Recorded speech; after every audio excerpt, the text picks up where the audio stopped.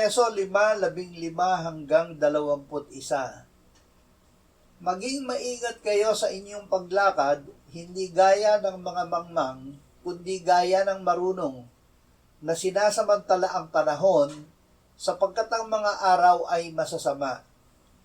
Kaya't huwag kayong maging mga hangal, kundi unawain ninyo kung ano ang kalooban ng Panginoon.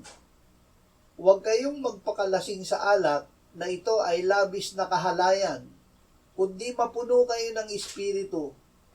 Kayo'y magsalita sa isa't isa sa mga awit at mga himno at mga awiting espiritual, na sa inyong mga puso ay nag-aawitan at gumagawa ng himig sa Panginoon.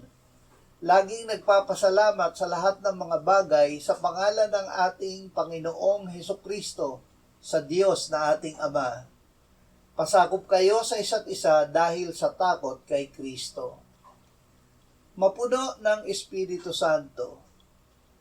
Ang Espiritu Santo ay ibinigay sa atin ng Ama sa pamamagitan ni Hesukristo. Siya ay nagsimulang manahan sa atin noong tayo ay sumampalataya kay Jesus.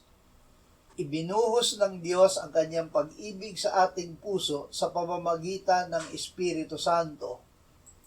Ibig ng Espiritu Santo na tayo ay lagi niyang puspusin. Kailangan natin siya sa araw-araw na pamumuhay. Lumakad tayo sa patnubay ng Espiritu Santo. Siya ay mamumunga sa atin ng pag-ibig, kagalakan, kapayapaan, pagtitiyaga, kagandahang loob, kabutihan, katapatan, kaamuan at pagpipigil sa sarili.